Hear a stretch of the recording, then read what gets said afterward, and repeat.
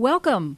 You're listening to Entertain You. This is a radio show that goes around the globe courtesy of Society Bites Radio, which is a part of the Global Radio Ear Network. We really appreciate you being out there listening. I'm Jeannie Corcoran, your Sarasota County, Florida Film Commissioner, and it is my privilege and my pleasure to interview all kinds of interesting people in the field of entertainment and media and movers and shakers throughout Florida and around the world. And today I have with me one of my favorite VIPs. His name is Victor Young, and Victor has just an amazing background and a diverse history of all kinds of media, all kinds of entertainment. I like to call him the man of multimedia. He's also a great entrepreneur. He's a life coach, but I'm going to let Victor tell you more about that. Victor, welcome. Thank you for having me here, Jeannie. My pleasure, my pleasure. Victor, I know your background, and if there's anything you don't want me to ask you, you just give me that little cut sign across the throat, like, no, let's not go there. Everything's on the table today. That's great. That's great. And the way we met, probably 12 and a half, 13 years ago, is you were one of the very first sponsors of the efforts of our Sarasota County, Florida Film Commission. Yes. You sponsored us bringing out some major, major producers of epic films, everything from Spider-Man to The Sorcerer's Apprentice to Taking a Pelham 1, 2, 3 to Rachel Getting Married, on and on and on. Yeah. Great producers out of New York and out of Los Angeles. And you stepped up as a sponsor through your luxury car dealership and provided BMWs. That was a fun day. It was a fun. And a Lamborghini. And a Lamborghini. Yeah. That was the last day of the Scout. We took 7 of these amazing producers all around Sarasota County, and they were just blown away. They thought not only was it beautiful here, but one of them said, nobody has ever taken us out in a fleet of brand new BMWs and provided the drivers. Yeah, that was fun times. It was a fun time. Yeah. We'll have to do it again sometime soon. Yeah. Maybe. Yeah. And then the very last day you brought out the Lamborghini to St. Armand's Circle and drew a crowd, including a policeman. We thought we were going to have a little bit of a problem with hogging all the parking spaces around the circle. But then I believe you said to the policeman, as he admired the Lamborghini, would you like to go for a ride? There you go. And that is a great example of not only your statesmanship, but also your quick-witted public relations nature. So let me just go all the way back in time and have you start by telling me, how did you get into entertainment? Wow. How did I get into entertainment? It started actually with radio for me. Imagine that with your voice. Yeah. You know what? I'm actually going to go back a little bit before radio. So I remember I was at the Florida State Fairgrounds, and I remember I was a wrestler at the time. Oh, wrestler. Yeah. Yes. And we had an exhibit at the Florida State Fairgrounds. I was still a teenager, probably 19 or 20. Matter of fact, you know what? I wasn't. I was shoot wrestling. I was 21 years old, and there was a Molson beer commercial being filmed, and I'm walking through, and this guy screams, and he says, "Hey, you!" And I look around, and he goes, You want to make some money today? And I'm like, I don't know. So, but he goes, no, come here. So I walk over, and he goes, we need an Indian today. We don't have an Indian, and we could actually use you. And so he goes, I think you'll fit this costume. So literally, I put on this Indian costume, and they put some paint on my face, and I was an Indian for the day. I got to drink Molson. Actually, I wasn't 21 yet. Now that I think about it, but anyway. I had some Molson beer, and I was an Indian for the day, and I got paid pretty good for being the Molson Indian, so I was on a beer commercial. So not only were you a professional performer, yeah, performing live, but you got to be yeah, a professional paid actor, because once they give you money, that makes you a professional actor. There we go. If it's $5, it doesn't matter. If you've been paid to be an actor. And during that time, actually, I was working on my radio career, and I got my radio job when I was 21, so that was a big year for me at 21 years old. Mm-hmm. So broke into the radio business, and was on Air Personality, and actually worked the whole gamut, master control, production, and did some television prior to that, actually. And I was on the back end side. So my first being on the front side of the camera was at 21, but when I was 19, I was in the production side of things. And right. The nickname was Mushrooms for the guys that worked in the back, because they'd never turn the lights on. We would switch and load carts and do everything in this dark room, and it was just it was pretty fun though. The mushrooms. I've heard that before, but it usually goes with the phrase, they call me a mushroom because they keep me in the dark and feed me sorry. Mushroom food. Mushroom food, yes, that's it. Fertilizer. They feed me fertilizer in the back room. Keep me in the dark. So you moved into radio. Yeah. Now, I understand, am I able to talk about the rivalry that only you realize you have with Dwayne The Rock Johnson? Yes. We're going to have to settle this one day, actually. That's right. Yeah. We're calling you out. We're calling you out, Dwayne. So my radio name when I was on Air Personality, I was Vic Rock. So I went back and I checked the timeline of when he became The Rock, and I was the first Rock. So, Dwayne, we're gonna have to settle this in the ring. Right. I think. Yeah. Yeah. In the it's ring. The only way we can, we're gonna have to solve this by combat. Whoever wins gets the name. So anyone within the hearing of our voices who knows Dwayne The Rock Johnson, tell him to call Jeannie Corcoran, the film commissioner in Sarasota County, Florida. There we go. Set this up. Pebble and Stone are available for him. I just need the Rock back. And, of course, now you are back in the world of entertainment on many levels. So you're an entrepreneur, obviously. You're a very successful businessman with a BMW dealership. You have a Lamborghini dealership. I think you also have, let me see, Jaguar of Ocala. And Land Rover. Land Rover of Ocala. And you are also a part owner in a video production company, correct? And you've made how many movies now? Wow. We're 6 now. 6. Yeah. Wow. And that, I think your very first kind of dipping your toe into it was with Ringling College, wasn't it, with the Lucky 6? It was, Lucky 6. Yeah. And then there was Paradise, Florida, Stratosphere. Right. And what came after Stratosphere? The Lake? Crazy Lake. Crazy Lake. Crazy Lake, which in Europe it became, what was it in Europe? We had to change the name. We couldn't use the name Crazy Lake in Europe. It became Ripper Lake. Ripper Lake. Ripper Lake. We had to go back and completely...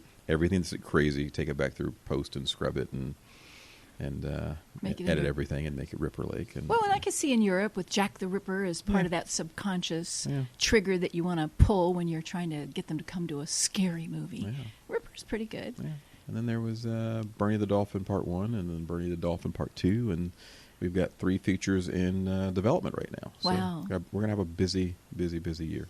And you have an operation in Tampa with Digital Caviar. Correct. Then you have a post-production operation in downtown Sarasota. Correct. Right? And then you were talking about a studio in New Orleans. Yes, we have a location at the Magnolia Pictures backlot in New Orleans. Fabulous. Yeah. Are you going to be up there in January 2020 for the Real Screen Summit? We will be back. Yes. We'll be back. Yes. Well, that's good. I will be there too. And, of course, anytime we can be of help to our community, entrepreneurs, filmmakers, creatives, in any way, just ask, because we're there to be helpful however we can. I'm gonna hop into that documentary filmmaker spot for a little while. We've got a few docs that are near and dear to my heart, and so I'll be directing the first one this year. So that'd be fun. That's great. So maybe it becomes a series that Real Screen can work with down the road. Hey, anything we can do to help. We certainly are connected to a lot of we hate to call them reality shows anymore because they prefer to be called unscripted or partially scripted, yes, or nonfiction. And that seems more dignified. I like to call mine docutainment. Docutainment, I like that too. Like edutainment. When I was doing children's stuff, we called it edutainment.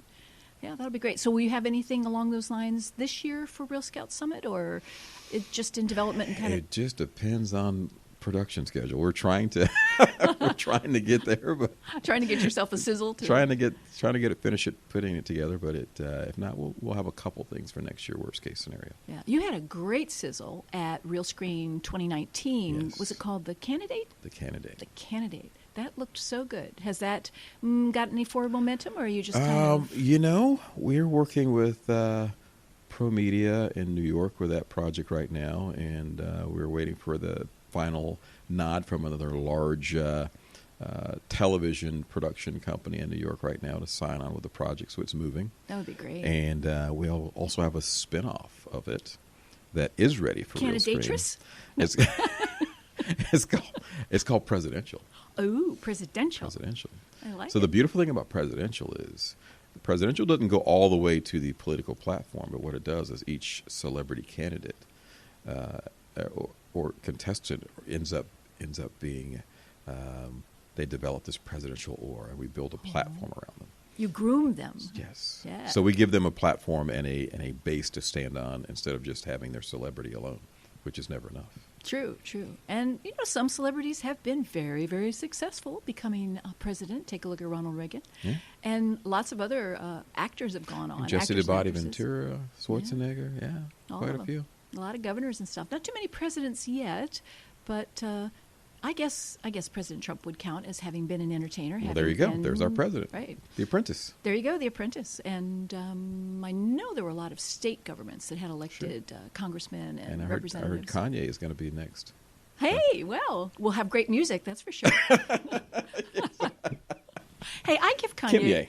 Kimye, that's right. I give Kanye a lot of credit. You know, he follows his heart, and he speaks his mind, and whether you agree with a person or not, it's refreshing to see people that are fearless. So here's the interesting part of this. 10 years ago, if you said, hey, Kanye is going to run for president, it would have been hysterical laughter. You say it now, and people are like... maybe. And it could go either way, even if you love him or you hate him. Right. It's the changes, his conversation. Mm-hmm. So that's interesting. And there's nothing better than keeping the conversation alive and fresh with multiple points of view and people who are civil enough to discuss it from multiple points of view. I think one of the biggest dangers to democracy, to our republic, however you want to look at it, is not allowing the person of the other opinion to have their opinion. Correct. You know, either everyone has freedom of speech or nobody's got freedom of speech. Yeah. So, you know, I learned a long time ago from a friend of mine who's an attorney, and we would have some very heated conversations. And, you know, I felt like he was losing this one, so he ends it with, just remember, Victor, the pendulum swings both ways. And so one day you might be in power, but one day you may not be. And if you don't have the voice to help that pendulum swing back your way, it's a wrap. So, okay, you're right. You're right. So no matter what the opinion, you have to always allow the others to have their opinion as well. Right. Yeah. And my mother always said, keep your words sweet, because someday you may have to eat them. That's a good one. That is a very good one.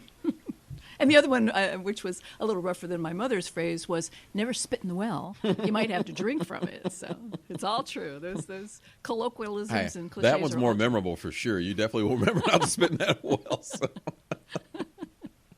Yeah, so, and, you know, I love discourse. I love people to have good, energetic, but respectful discourse. Yeah. Yeah, it's all good. And we're certainly in the middle of that kind of situation nowadays. We're in the middle of a lot. I don't know how civil it is, but it's ongoing. So, so what is on the horizon for you next? Do you still have your horse farm up in Ocala? I do. A man of many talents. It's really a cool place.